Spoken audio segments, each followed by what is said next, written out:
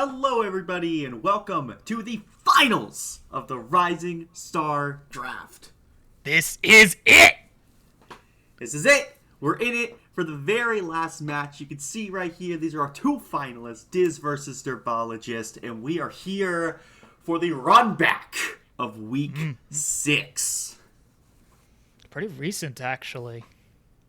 Yep, this was the final match of the round robin, and I'm not sure exactly how much you remember from Week 6. You could check out the video itself. This was one of the craziest roller coasters of a game that we had in the round robin.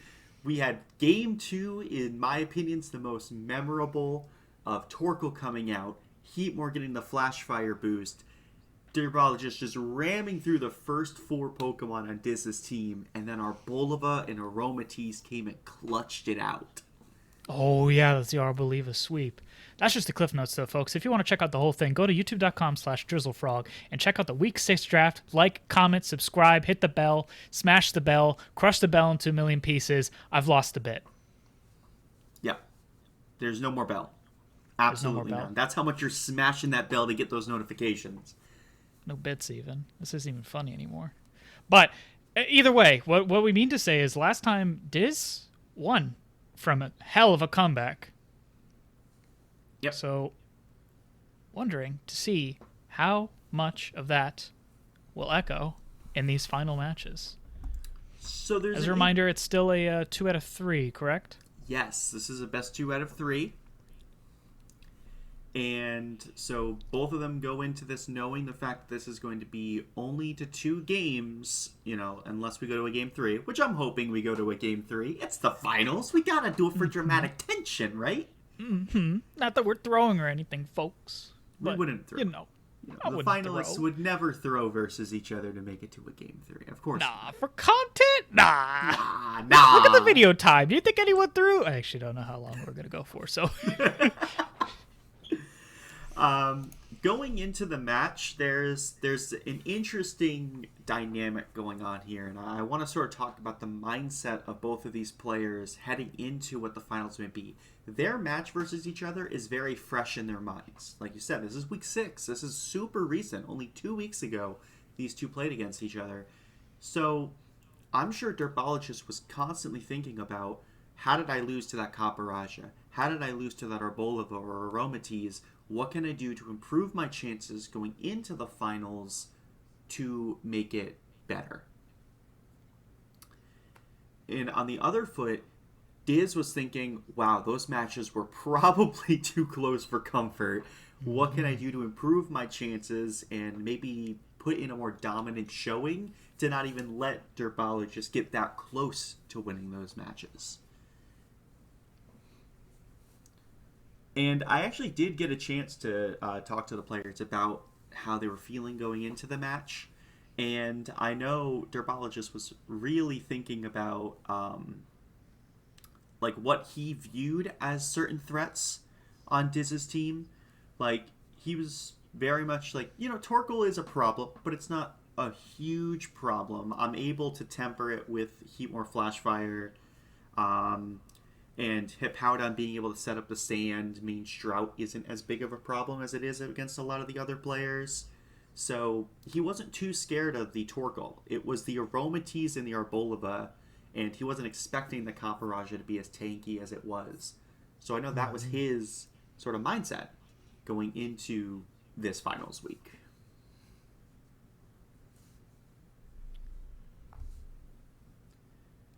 And Diz, on the other hand, from the bit that I got to talk to him, he he was very happy to make it out of that first set alive because he thought that he wasn't even going to win that game 6, especially with the Heatmore start.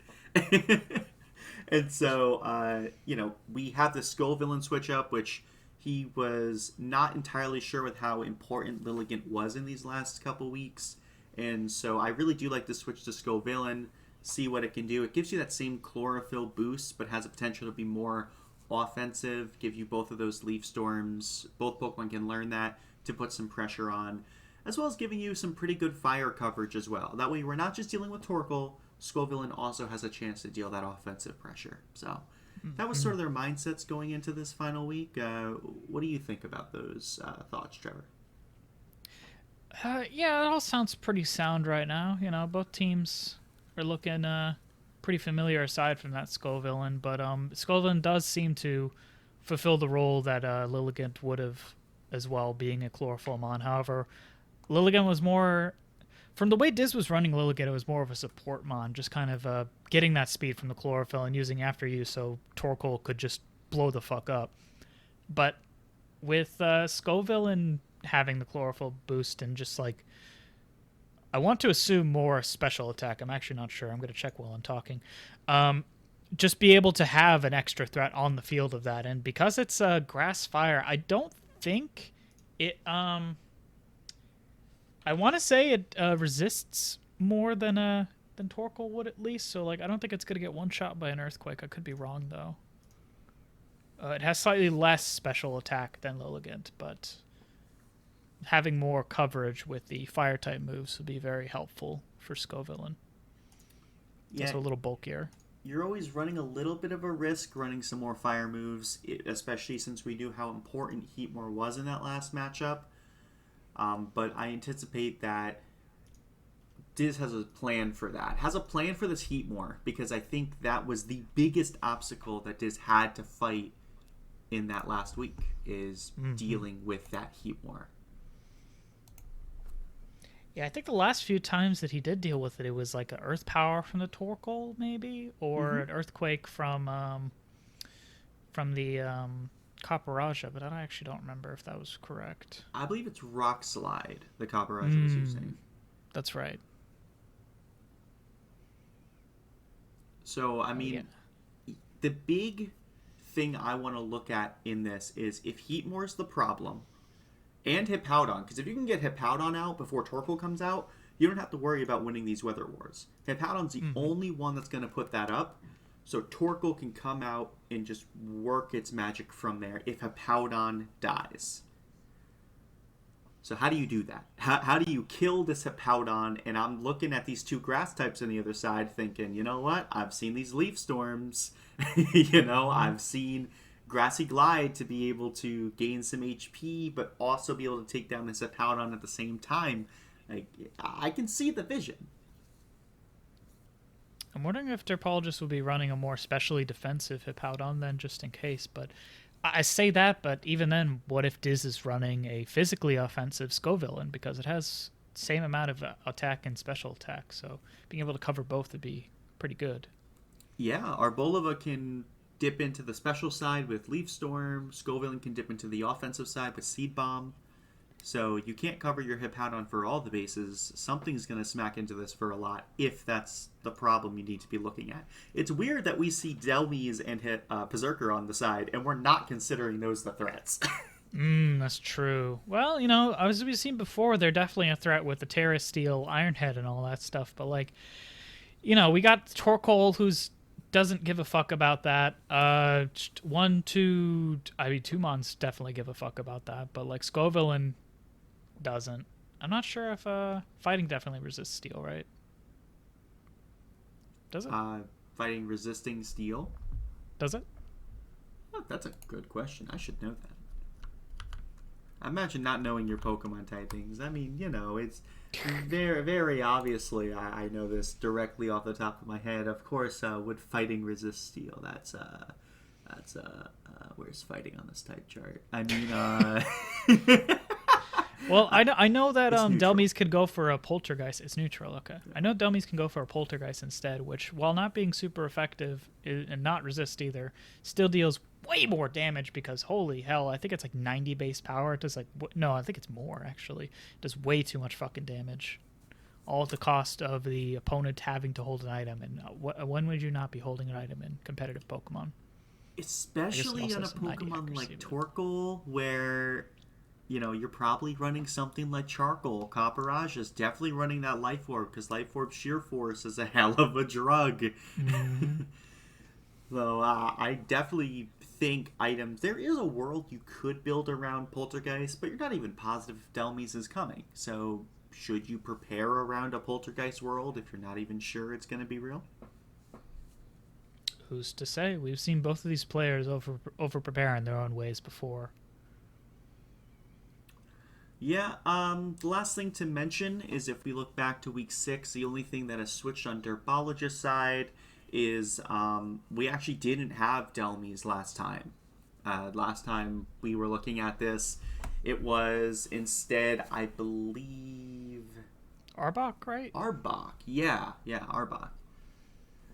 Which I think against Diz's mostly special team didn't feel as relevant as it probably should have. I mean, the Intimidate on Caparaj is great and all, but that's not really the threat that you're trying to assess here. And so I like Delmy slotting into that, being able to click those powerful ghost-type moves, being able to not just resist, be immune to hyper voices from Arboleva, which is what took Derpologist out of the game last time. Or even if you're on Terra Steel, at least you're resisting it. Oh yeah, I forgot about it being a ghost type against Arboliva's normal type. I was too busy thinking about how Arboliva would be able to dodge a Poltergeist and not thinking about how much Hyper Voice would be a factor in the end. Yeah, the star-crossed lovers of Ghost and Normal. I think they hate each other, actually. Probably, yeah. Star-crossed haters. Yeah. That's pretty good. Oh, man. But, I mean, anything else to say before we get into the first game? No, I want to see blood. Yeah, let's see blood. Let's see violence. Let's see game 1. Derpologist versus Diz. Let's get it. Good luck, have fun for both sides. That's what we like to see in these final matches. As we're leading out with Heatmore and Berserker against, assumedly, Torkoal, yep. And let me guess, Scovillain? Yep. Mm-hmm. Oh. Trevor, you're a god. How did you know? Oh, immediately swapping out to Aromatisse to tank a fake out. Interesting. Yeah, it doesn't want to get Eruption. Stopping Tantrum to the Heatmore. Ooh, man, almost took it out. But the Heat Wave did, wow, a lot of damage to that Scovillain. Okay, but what's stopping the Stampin' Tantrum from going to the Heatmore? A Sucker Punch! Oh, okay, I forgot this thing was running back. Iron And the Iron Head! Okay, this is something we actually saw Derpologists do in the semifinals, which is put in priority on your moves. We saw him do this against the Noivern. Like, okay, Heatmore might be slower than some of your Pokemon, but it doesn't matter. I know you're going to try and kill me. I'm clicking Sucker Punch. Who needs Protect when you're dead? Oh, man. So immediately, turn 2. Diz is down 2 Pokemon. Comes Arboliva and Grapploct. Protecting up, trying not to get Heat Waved right now. Grapploc's still taking a lot. I'm assuming going for an Octolock on the Heatmore. Let's see. What is this Grapplock doing? A Drain Punch. Drain Punch on the Berserker. That did a lot of damage and healed it back some too. We'll have to see how fast the Arboliva is to actually make a difference this next turn. As a Terra Grounds. Ooh. Doesn't want to get hit with CCs or Heat Waves. Diz really wants his Arboliva alive. Great Terra from Arboliva. Misses anyways. Okay, Drain Punch on the Protect. That makes sense. What's Arboliva going to do this time, though? Goes for Hyper Voice. That kills Heatmore. Mm-hmm. Okay, Heatmore is now down, and this is what we were talking about. Now Heatmore, being the threat that was able to click Heat Wave on everything, it did take down 2 Pokemon, but maybe it hasn't taken enough of, Diz's team down that he can still make a comeback. Yeah, Torkoal's still up. This is going to be a problem for Derpologist. Here comes Delmies, though. Free to hit Poltergeist on whatever the fuck it wants. Speak of the devil. It's Arboleva. No longer has that normal type.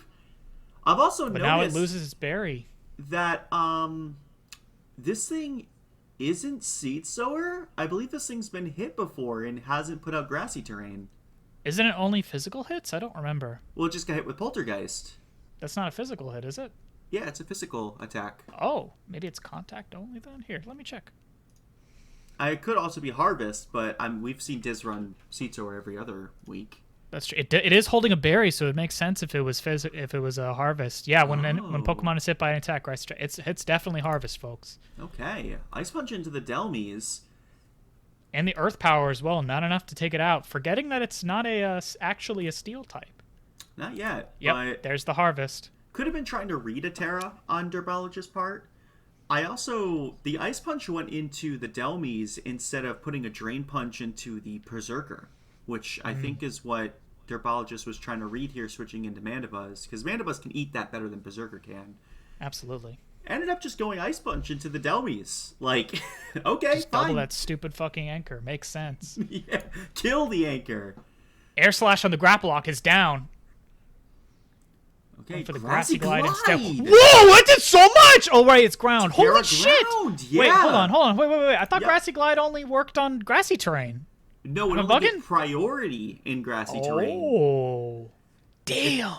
Yeah, so probably was reading that Arboliva was going to be Seed Sower, brought Grassy Glade to be able to get priority to take out the Arboliva after it was triggered. That's so smart. What the hell? Well, now Diz is sending out both Torkoal and Copperaja, his last 2 Mons. This is looking very good for Derbologist, but these are 2 Mons not to be trifling with, as here comes the Sand. Doo-doo-doo-doo. That's right. Sand is out, and now it's permanently going to be that way. It'll never come back to the Drought because we're down to our last 2. Eruption, huge damage, but it's not in the sun, so it doesn't take him out. All right, Hippowdon. Let me see those Earthquakes as we hit the foul play on Copperaja, taking it down to half health. And with a high horsepower on the Copperaja, Hippowdon taking it out. Goes for the Heat Wave and misses both! Double miss! Oh my god! Derbologist alone is the honored one right now. Going for the Snarl to guarantee. And the high horsepower to take out the Torkoal. Holy shit. Wow. Hey, Mr. Numbers, what are the chances that Heatwave misses both targets? So Heatwave, let's see. Let me take a look at this accuracy here. Because I'm pretty, it's a 90% chance to hit. So it's a 10% chance. So would that be a 5% chance that both don't hit? Or is that 10 again? I don't know. Holy fuck. Now, to be fair, that did not guarantee that Diz lost there, but what the fuck happened? That's incredible. I cannot believe that happened. Torkoal toked out of his mind like, watch me hit this 360 no-scope Jedi, fuck. The crazy thing is he could have just gone for Eruption. He probably anticipated he was going to get focused instead of the Copperaja. But Eruption would have hit both and was at like 90% because only Sandstorm Chip happened. Would have probably taken out the Hippowdon. But figured Heatwave would be the safer bet. But unfortunately, Diz rolled real poorly on that. Regardless of the hacks, though, Derbologist just quickly dismantled the first few Mons of Diz's team, and it was just an avalanche after that. Excellent play. That's game 1, Derbologist. That's a 1% chance. Insane. What the hell? Well, folks, we still have 1 or 2 more matches to go. Don't look at the length of the video. You might spoil it for yourself, as we're going to head on down to game 2 of the finals of the Drizzle Draft, Rising Star Draft.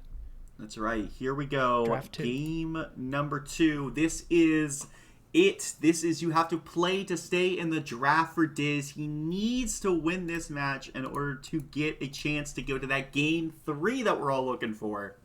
And for that, we're going to be looking at Diz's perspective just to make sure that we're rooting for the underdog here.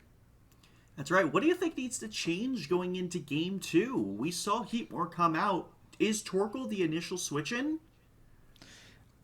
I don't know. I feel like Derbologist was betting on Diz going for that strong lead with Torkoal and then some other Mon, and because of that, it just felt like he got, like I said, dismantled. Yeah, I wonder if this Aromatisse is here to click Trick Room. Because if it is, it didn't even get a chance to set it up.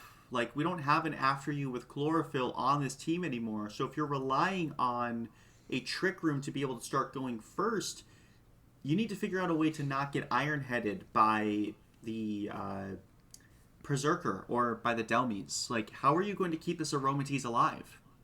I wonder if Diz is still going for Trick Room, though, because a Chlorophyll Skullvillain is just going to get, like, obliterated in a Trick Room. And that's his own dude.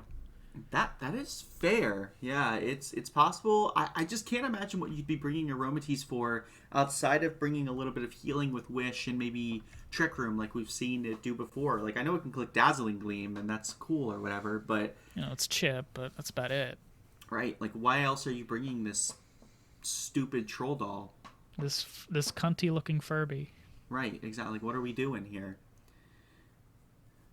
But I'm not sure. Let's see exactly what's going to happen in Game 2. Diz versus Derbologist. Let's do it. Mm-hmm. This time, speak of the devil, there's Aromatisse and Arboliva. Okay? Little more measured start here on Diz's side. The Derbologist is going for, I believe, the exact same lead. Yeah, just to be sure. If it ain't broke, don't fix it. Double Protect wants to scout what we're doing here. Interesting. Well, not a bad play from Diz, considering both of these Mons on Derbologist's side are not going to be setting up or hitting any status moves. So also doesn't want to get faked out, but we see Terra Steel from Aromatisse, but Heat Wave's coming out. Gee, that still didn't do that much, to be frank. Because we'll have to see, though. It does resist the Iron Head. Not by much, though. Holy shit, it eats the entire page of Wikipedia in a berry form. Okay, Earth Power to the Heatmor got that manga-only berry. Here comes the Trick Room. Lo and behold. And it's a Harvest Sugar. We have Citrus Berry back out, and now we're in Trick Room. Are we switching into... No, we're not switching into Torkoal. No. Dodging the Earth Power, though. Smart play on Derbologist's side. Going for the CC and Arboliva, taking that shit out. Don't you dare plant any more berries, dumbass! Okay, but now Torkoal's coming out, right? Oh, like, for sure. Here comes the sun. The sun's coming out, which means Derbologist is almost certainly going to switch into Hippowdon. So now Diz can try and read maybe which of these Pokemon are going to switch in here, and how do I punish this Hippowdon switch in? Because it's almost certainly coming. Hold on. Layer 1, Berserker switches. There comes Hippowdon. Okay, let's see if Diz did any reads for this. Because that's the obvious switch. Just goes for the Eruption anyways. This Trick Room, who cares? Something should die. Right? Oh, that's good damage! It's not enough, though, as here comes the... Yeah, but, I mean, this Eruption's still going to kill both of these guys here. It's still a double kill, yeah. At the very least, Sandstorm is out, but that's just delaying the inevitable, as here comes Heatmor to eat that Eruption up. And Hippowdon going for the Protect. Pretty smart play from Derbologist, but let's see if it actually pans out. Yeah, I like this play a lot because you're getting Flash Fire to trigger on Heatmor, and Hippowdon's not taking any damage, effectively just skipping Torkoal's turn. And we know Aromatisse's entire set. The only thing you can do here is Dazzling Gleam, and that's not going to deal anything to this Heatmor. We're just kind of delaying the inevitable here for the Trick Room, though. That's the issue. Right. Trick Room's eventually going to go down. And now the question is here... Are we going to Earth Power this Heatmor? Because if they switch back out to Mandibuzz, that's not going to do anything. But you need to kill this Heatmor. Especially because this is the last turn of Trick Room, I believe. I think we still have 2 more. No, nope, you're right. More. Final turn. Goes for the Protect instead. And it's Earth Power. Blocks the Earth Power. Good read. Does Dazzling Gleam kill the Hippowdon? Doesn't go for it. Misses the high horsepower, though. Trick Room's gone now. Heatmor is here. It can start clicking these great moves. It's Terra Fire. I'm going to Protect right now. As Aromatisse takes a single target Heat Wave and get the crit! Yo, I think that crit matters. Look it up. It's Flash Fire boosted. It's Terra Fire on a Terra Steel Aromatisse. I feel like that crit matters. I'm not going to lie. That did a lot of damage. Oh, I'm checking it. We're doing it. Heatmor. Single target Heat Wave. Terra Fire. Flash Fire. Max Attack. Because we saw this thing was actually pretty specially tanky. I forgot what it get hit by before, but it was super tanky and did not take that much from it. Let me see. Torkoal and Aromatisse. If it's Terra Steeled, this Heat Wave... Oh, actually, I'm going to be real. Oh, wait, no, we're not in the sun. No, we're in the sand. It is Flash Fire. Flash Fire boosts it by how much? Isn't there a button for Flash Fire? Is there? I'm not seeing one. Flash. You're going to make me boot up the fucking... Hold up. Hold up, don't mind me. Just, I don't know how this game works. Let me see. 1.5 times damage. So if I just multiply this by 1.5...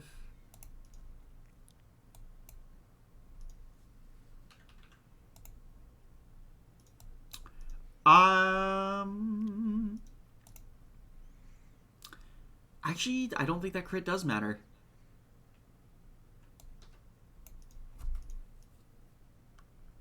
I'm looking at, it's 107.3 to 127.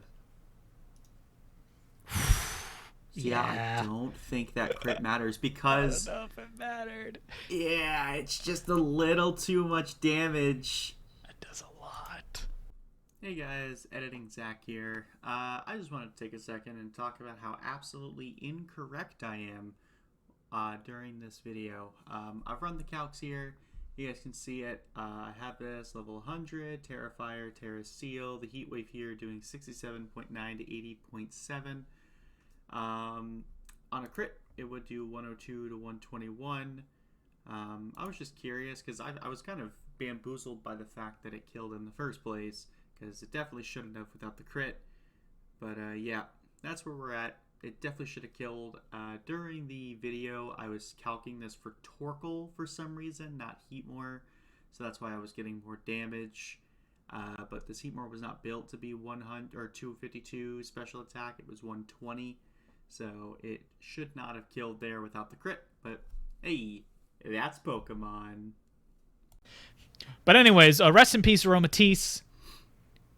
In the Right, grave with the Terra in its pocket, as Torkoal has his door knocked on with high horsepower. Yeah, and it's gonna die this turn. Heatmore can also just like click. I believe it gets Scorching Sands into the Torkoal. Like it's not looking good. Ooh, double switch to Delmies and Grapple Lock respectively. Heatmore's going for the Protect right now. Probably about to. Oh, whoa, huh? Let's Weird see. turn there. What? Double there's switch, a protect, read protect. that I. There's a read that I just didn't see there. Yeah, so As everyone awkwardly shuffled in and out of the room. well, I don't hate this because Heatmore's gonna die next turn. Right. So you can actually, if this Grapple Lock is running Protect, you can just protect on both of your Pokemon, and this Heatmore's dead. It's true. It's true. As there's a Protect and Sucker Punch instead. What is Grapple Lock going for? What's Grapple Lock going for then? Oh, Let's Octolock? see. Ice huh? Tried to Sucker Punch the Caparaja. Okay. And There Heatmore goes the is Heatmore. dead. And that's a great way of playing around that Sucker Punch is, I think you're going to try and just get like one last Hail Mary against me. No. Like, you don't get to do that. Now Heatmore is gone. Unfortunately, Torkoal is pretty low, and Hippowdon is still alive at a small amount of HP. And if this thing is just stuck in the back until Torkoal's forced to come out, I don't know what we're going to be doing here. And we saw this yeah. Mandibuzz be able to click Air Slash into this Grapple Lock and do great damage. Speak of the devil, there's the Mandibuzz, but we'll be able to take a Rock Slide. Opting for the foul play on the Caparaja instead. The thing has crazy attack, and the Poltergeist is just enough to take it out! Doubles it! That's insane! Ice Punch is going to take out the Delmies, but that's fine. Caparaja's gone! We salute you, Mr. Anchor. Okay, Caparaja was a problem because Rock Slide would have done a ton of damage and killed them both. Berserker's out here. Scoville's Oh, wait, out hold on a and- second. Give it a Yeah. pause real quick. Yeah. What's Mandibuzz? It's his type? It's Dark Flying, isn't Dark it? Flying, yeah. I think it's got...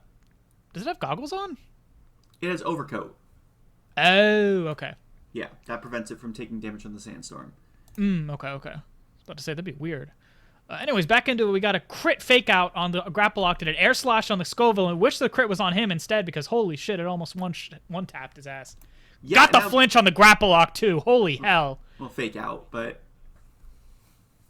All right, sorry. It's fake out into the Grapple Lock. But regardless, Air slash that's a crit. huge fake out into here because I believe this Berserker and Mandibuzz are just going to outspeed both of these Pokemon and just take him out. Like, Berserker can do anything into the Scoville, and Mandibuzz just air slashes. I believe that can kill.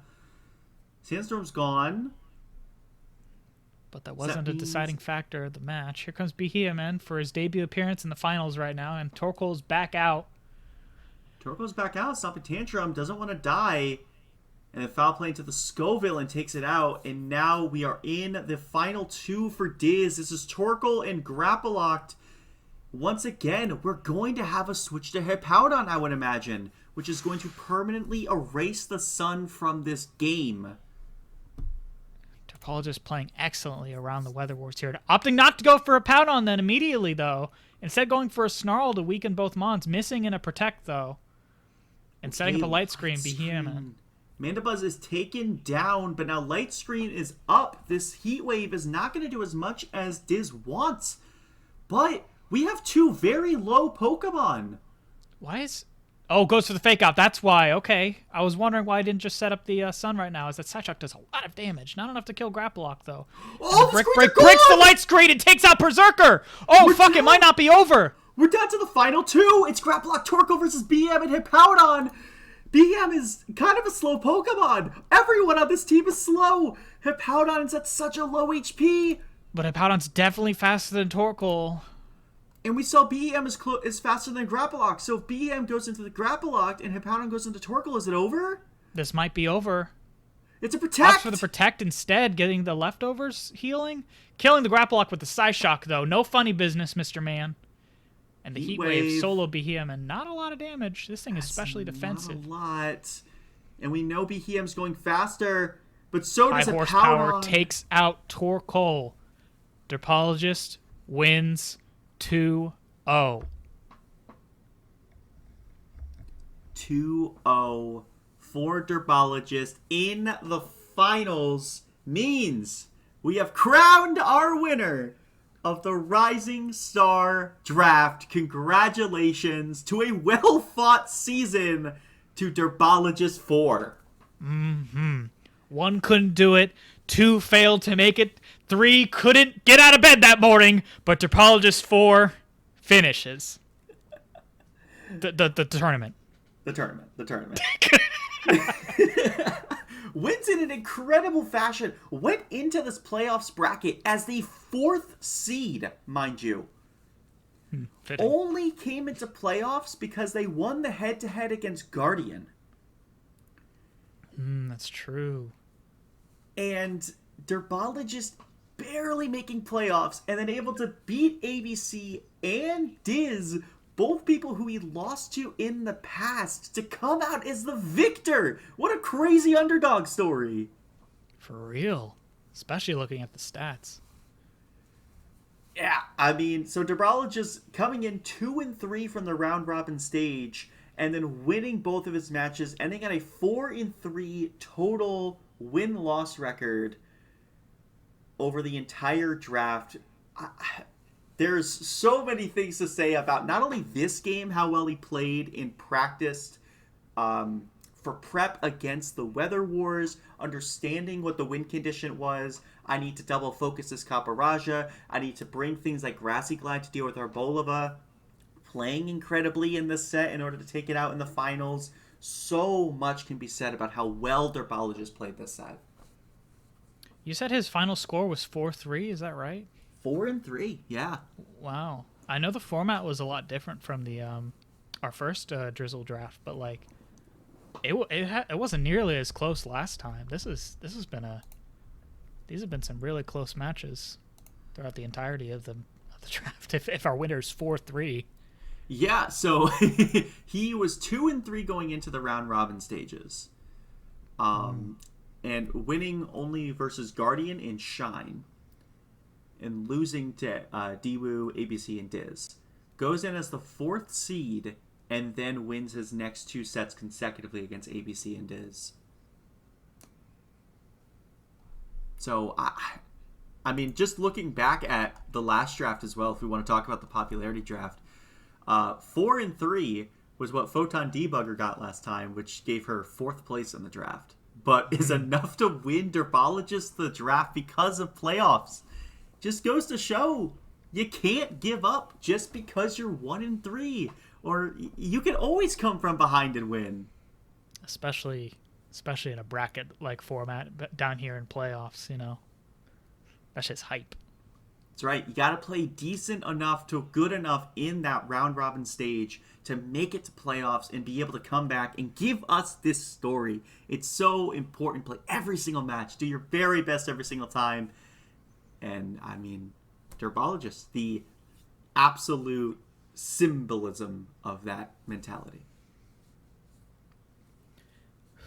I mean, that leaves the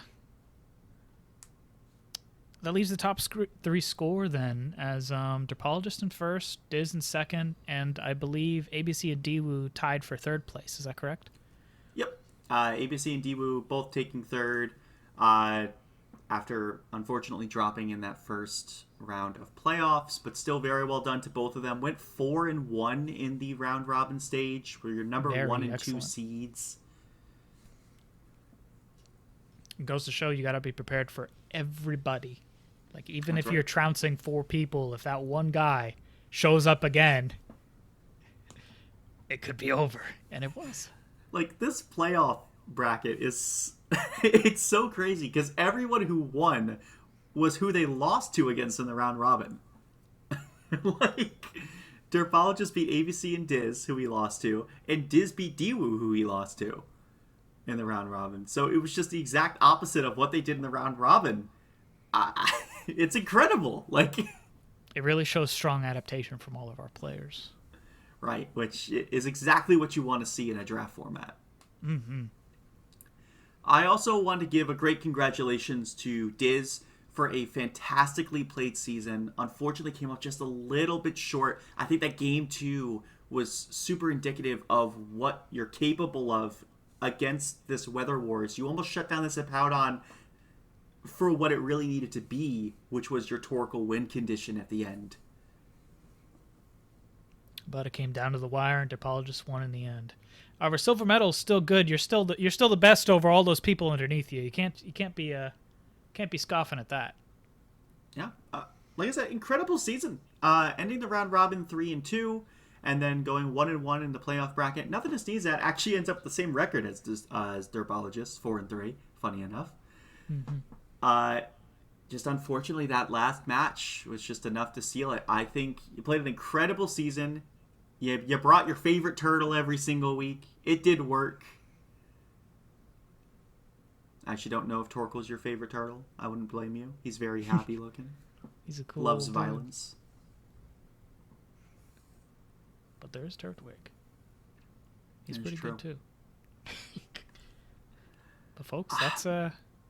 That's the it. end. That is the end of the Rising Star Draft. Once again, congratulations to Derbologist. And I'm going to be getting myself an interview with Derbologist as well that we will be putting out. And, get some thoughts on how the entire season went, how he really feels about the entire draft. And, I think it's always great to get insight from the players themselves. See what they were thinking going into the match, what they were thinking in prep, how they felt about the whole season. Like, how did he feel going into the playoffs bracket knowing he was the underdog? Mm-hmm. Which, speaking of our players, thank you everyone for participating. I know the doubles format was kind of alien to a lot of you guys, but I'm glad to those of you that joined in and stuck it through till the end, because you provided some really, really intense matches to watch and commentate over. Shoutouts as well to, I almost said me. I mean, I guess me. I was here. I was talking a bit. Shoutouts to Zach for being the smarter version of me to be doing all this stuff. Shoutouts to my boy Drizzle for being the kingpin in this draft, helping with some of the thumbnails, which I was also helpful for. I guess I could shout myself out for that. Who else? Shit. You got some incredible thumbnails, all right? Shoutouts to Drake and Gloria for consultations when it came to certain decisions we had to make throughout the process of the draft, both before and during. And, of course, to Drizzle, Gloria, and Drake for giving us those cool admin matches that we got to watch in the intermediary weeks. I talked to a few of the players. They really enjoyed it. So thank you guys so much for providing us with some more content for that. And, yeah, I think incredible season overall. Thank you, everybody, for either watching or participating in the Rising Star Draft. Shout outs to the Pokemon Showdown. Shout outs to my mom, my dad. Shout outs to Simple Flips. Shout outs to PokeAim. All right, the bit's over. Shout outs to Blunder. But yeah, that's it. The agents. The agency. GG's all around. Enough patting yourselves in the back. That's the end. Do we have anything else to say? That's it. Hope you guys enjoyed, and hope you guys are looking forward to Season 3 that we have here for the Drizzle Draft. Do we have any info on Season 3? Is it anywhere near ready? Oh, he's cooking? It's gonna be a spicy one. Ooh, okay. It's gonna be a spicy one. Will Scovillain be there? Maybe. We might see some returning faces. Okay. Yeah. All right. All right. Well, as a final send-off, thank you everybody for watching. Thank you everybody for participating. It really means a lot. But until then, bye. Bye. Hello, everybody, and welcome to the post-game interview. I have our winner of the draft, Derbologist 4. Hello. Hello. Congratulations on your win. I'm sure that was a really hard-fought set. Thank you. There was a few moments where I kind of crapped my pants, but we got there. That's prime Pokemon right now. We want everyone crapping their pants on a consistent basis during their games. How do you feel about winning that game? I know it's been a couple days since the actual match itself, but how are you feeling about how you played and everything? I felt really good. I felt like, each mod kind of did what they needed to do. There was a couple things I weren't prepared for, or I over-prepared for, but I think I played really well, and I think that helped me come up on top. Yeah. Were you like at all nervous going into it? Like, very. Very nervous. There was one particular Pokemon that if he did not bring or did any changes from their usual team, that Pokemon was basically hosed. And my greatest fear came to life, which was Delmise, and Delmise was basically kind of hosed throughout that match. Really only had two options. Right. Did you want to sort of go through a little bit of what you were planning for your team versus him? So my final team against him was mostly the same from my first matchup against him. There were a couple changes I made to it. One being adding Delmise. I don't believe Delmise was on the team the first time I fought him. Yeah, Delmise was a new addition to the team. I originally bought Delmise because I felt like I should bring back in the good old Blowjob Brothers for one last run. But I even swapped Berserker's ability for that purpose, but never found a good chance to really have them both out at the same time. And regardless, it wouldn't end up working out because the only steel type move on Delmise was no longer effective. It was basically unusable. Yeah, I'm seeing it on here. You had a steel roller on this thing. Yes, I was expecting grassy terrain, the Seed Sour from Arbolivia, and was kind of counting on that. Yeah. He brought it every other week. Too much for the counter matchup, they don't bring it, and suddenly everything falls apart. Yeah, so you had Steel Roller, which was literally just a useless move on your end. For all intents and Literally purposes. useless. Yeah.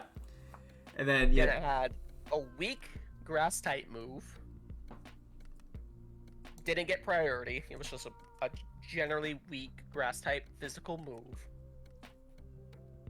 And my only real damaging move there on Delmise was a move with a 10% miss chance.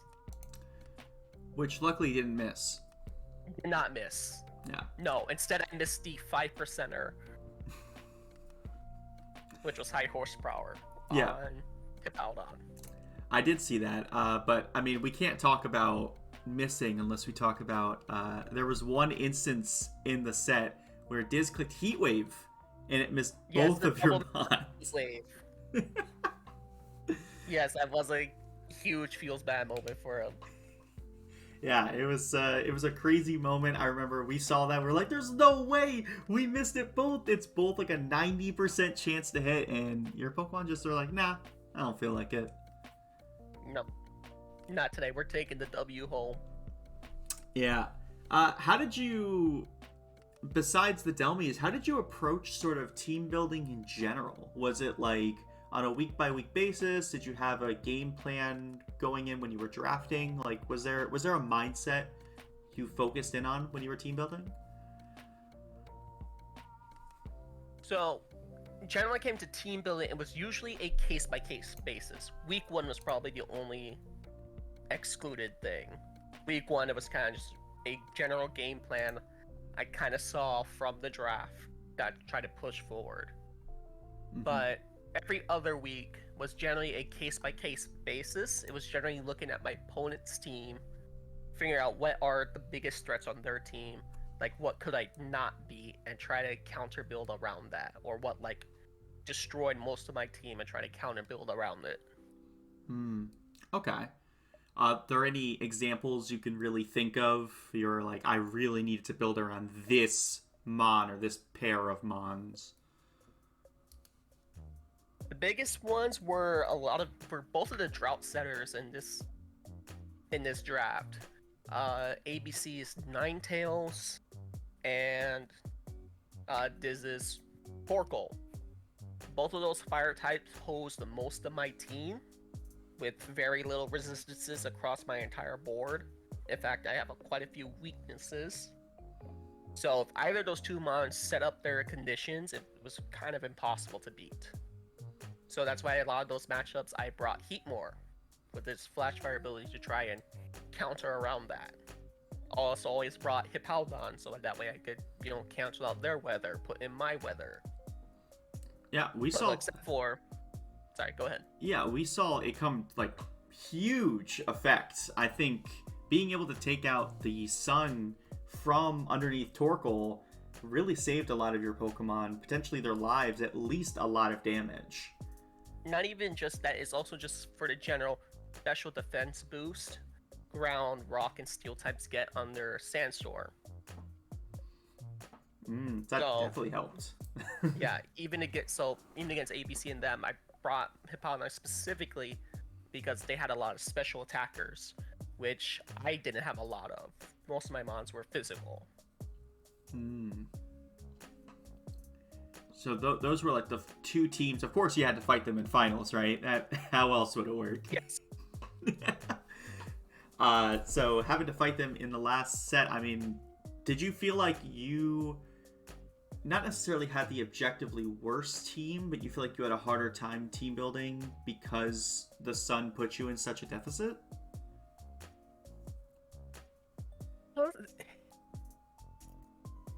I think it definitely limited my picks a lot because it's kind of like Sun existed, Heatmore has to come in.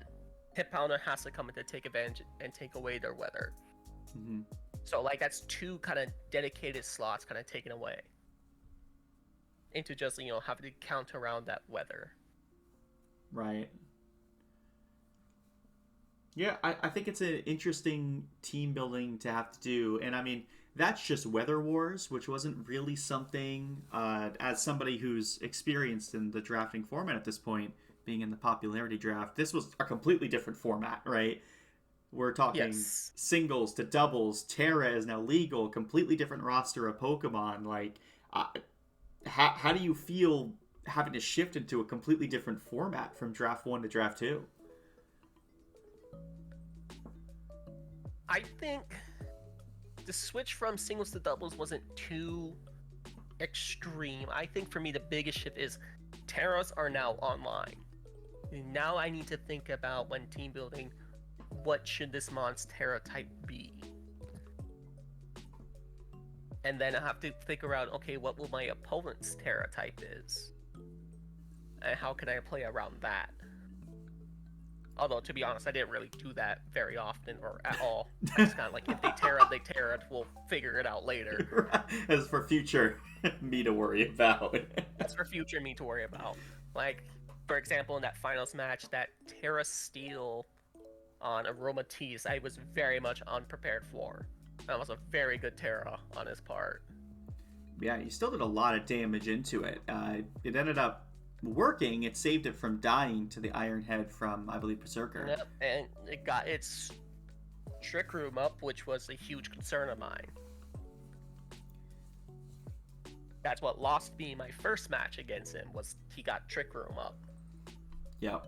And I mean, that set between you and Diz in week 6, that was a crazy set. Probably my favorite set that I watched. What about you? Did you have a favorite set, or was that one it?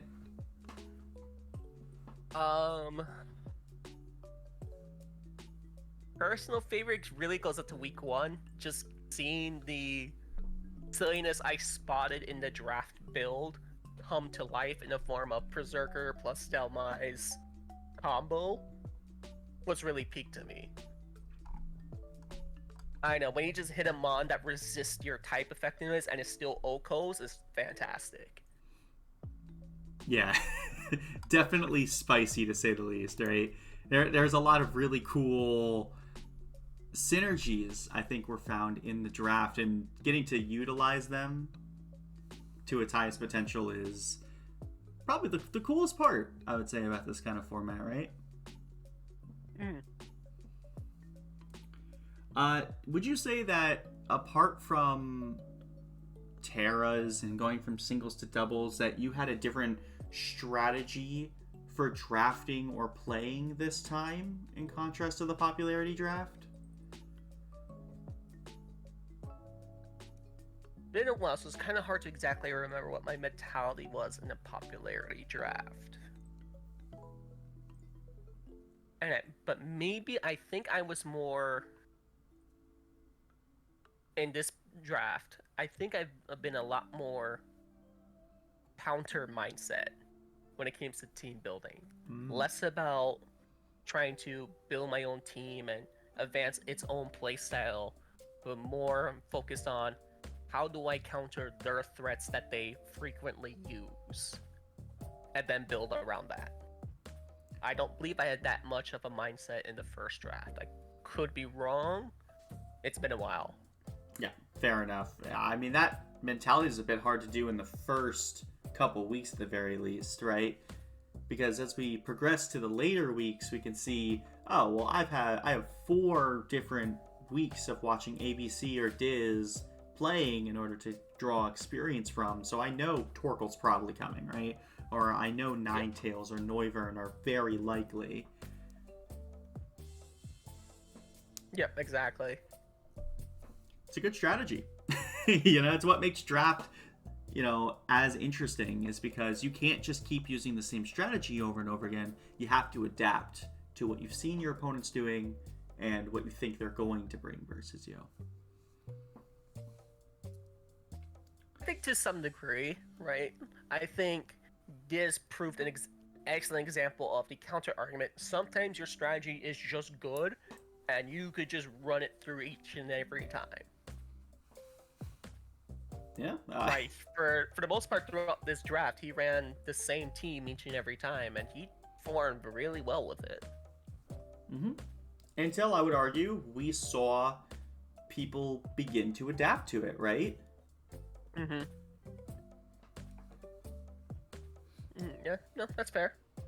And we're talking about the, using the same Pokemon over and over again. You have the distinct reward here of, in the first 2 weeks you played, you actually used all 12 of your Pokemon. You went 6 in week 1, 6 in week 3. Here's all of my cards on the table. Was there a reason for that? Was it a strategy? Personal pride. I won the Special Snowflake Award last draft, and I wanted to keep it. So between the first 2 weeks, I decided to use all my monsters, just immediately grab that little Mario Party bonus star for myself.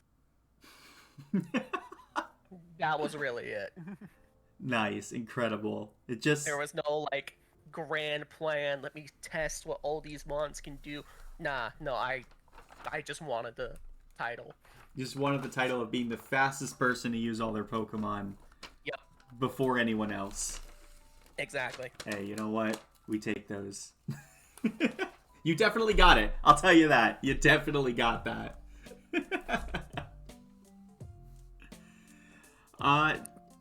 In general, what were your thoughts about the draft? What was this like was this an experience you think maybe made you better as a player? Maybe that if you could go back, you could change some things, maybe draft a little bit differently after seeing things happen? Like, any thoughts about how it played out versus how you thought it would in the beginning? I think the only thing I wish I differently is maybe grab Bronzong instead of Bandit. Bronzong would have helped this team a lot better than I think some of my other picks. Mainly Fortress. I don't think Fortress really did anything. Fortress was not a good pick. If you could ban a different Pokemon, who would that be instead of Bronzong, so you could grab him on the team? I have to look back at the list. Give me a moment. I don't remember everything that was on there. Like, any Pokemon you remember having to fight, you're like, oh, I wish I didn't have to fight that stupid thing. Like, I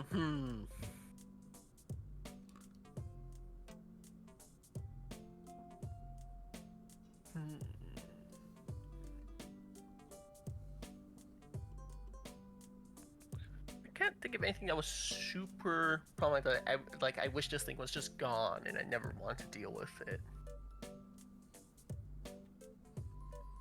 then hey, maybe you did make the right ban, right?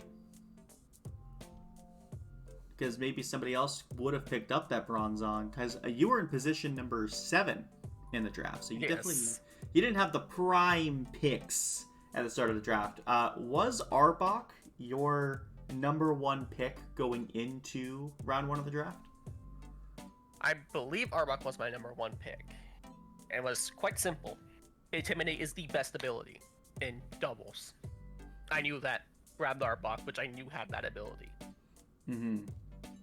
And did you really only want to get one, or were you sort of on the lookout to get other ones as well? I think after grabbing Arbok for Intimidate, every other pick was really building on what team I kind of had started going on. Which eventually ended up being a Sand team.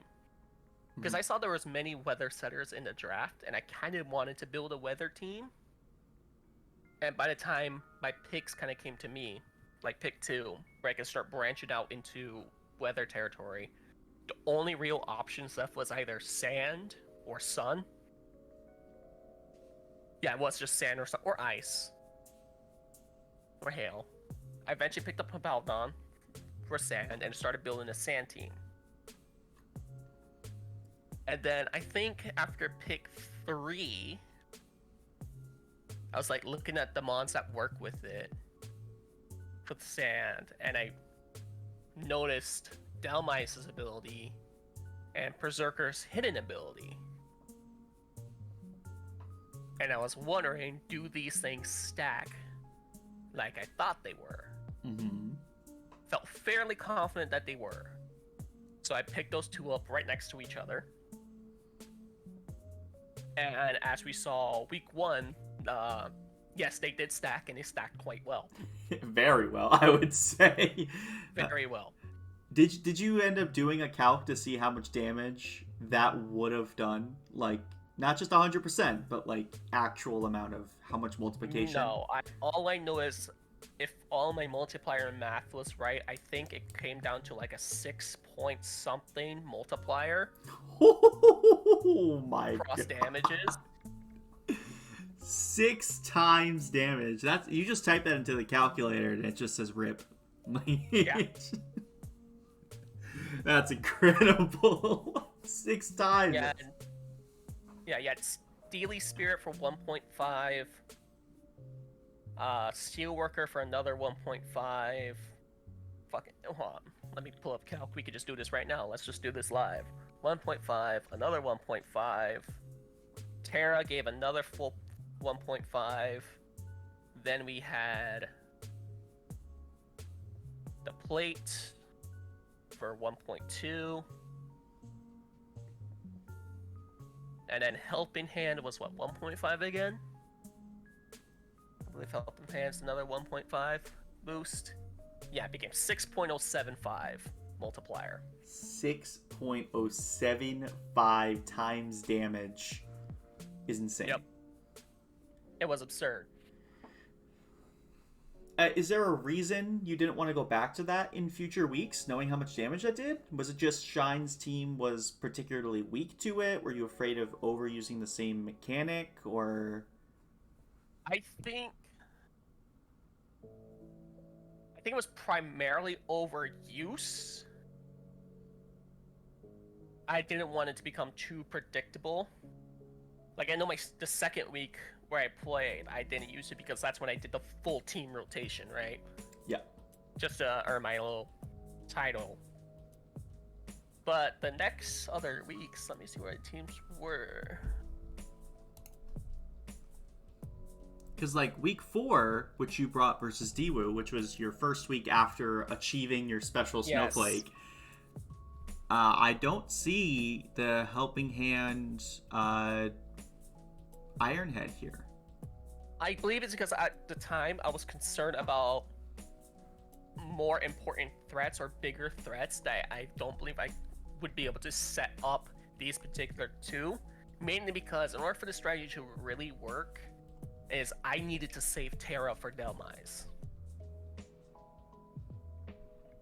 Well, that's only part of the additional things, right? If you take away Terra, it's still a great multiplier, right? Still a great multiplier. I'm not sure. I just didn't really feel the need. Maybe I could have. Maybe, maybe that would have been a difference and maybe won that matchup if I did that. It was still an incredible showing. Like, I think regardless, your teams definitely put in the work you needed them to do, and I think they were all very well built. Except for that Fortress that week. I realized that's the week I ran Fortress. Fortress was a mistake. If there were some swaps in the middle of the draft, would you have ditched Fortress? Out of personal pride, I would not have swapped Fortress. I would have just stuck to my guns and made it through. But I should swap Fortress. Fortress did not do anything notable. Were there any Pokemon you think that like surprised you with how well they did?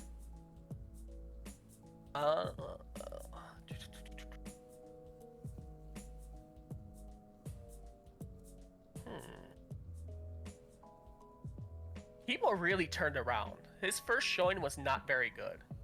Keyboard kind of just died the first time I brought him out against ABC. He didn't really do much. Keyboard really had a good turnaround. Yeah, he was like the center of attention when you look at these like last few weeks. You brought it versus Diz in week 6, you brought it against ABC in the semis, and then finally again in finals. And yeah, he was like the center of attention. We're staring at this thing getting flash fire boosts and nothing was stopping it. Yeah, compare that to, his first showing against ABC where he just kind of just died every single time he kind of showed up. So in that regard, I would say Heatmore.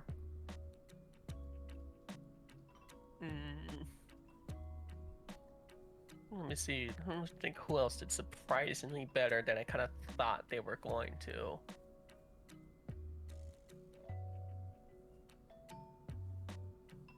I don't think so. Cradley did some pretty good work in the sets that I brought him. Cradley did some decent work.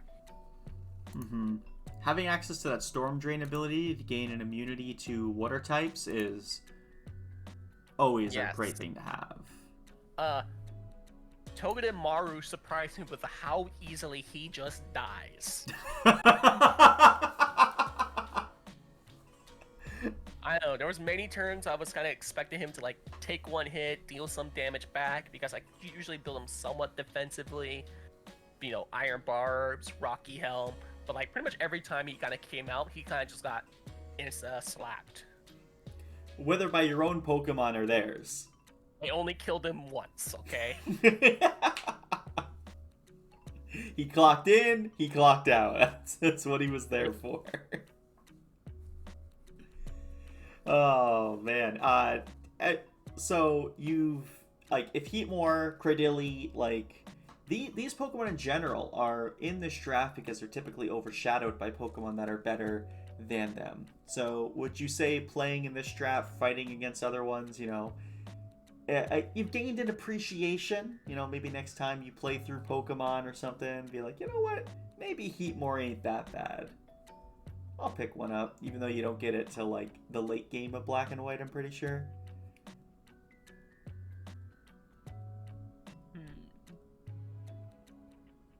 I don't really think so.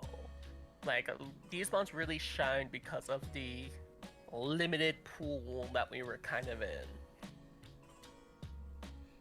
Which is an interesting format, right?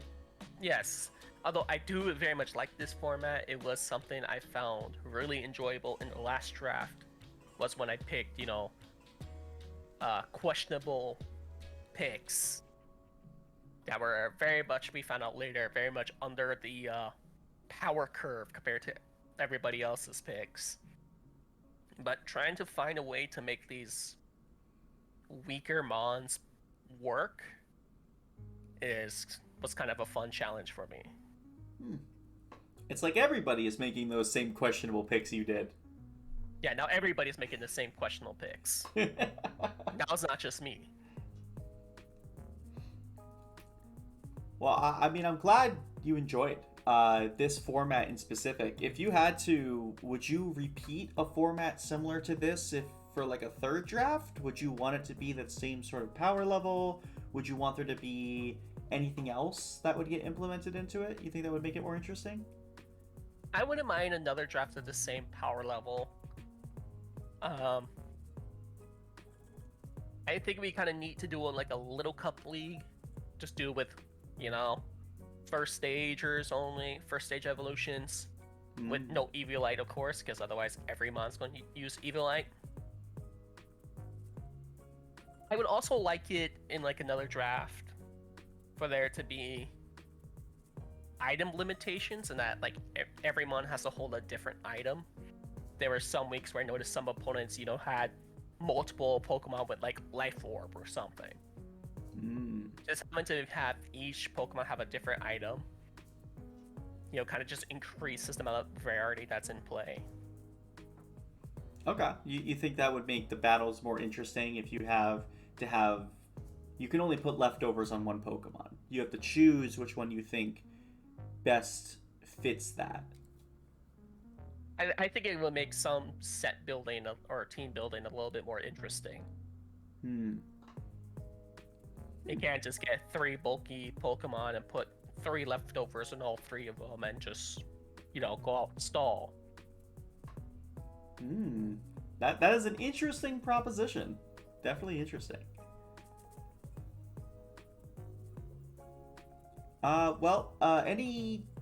Any thoughts about the draft? Any closing thoughts? Anything else you wanted to add? Shout out to all of you guys over in admin for arranging this whole kind of thing. This was really fun and a great learning experience. And I can't wait for season 3. Woo! Season 3! Well, thank you very much for joining me, Derpologist. It was a lot of fun getting to chat. A lot of fun to sort of hear your insight on it. And congratulations again for taking home the whole thing. Real underdog story. All right. Well, without further ado, I look forward to seeing all you guys in the season 3 of the Drizzle Draft. You want to hit him with one of our signature buys? Bye. Bye. All right, and that's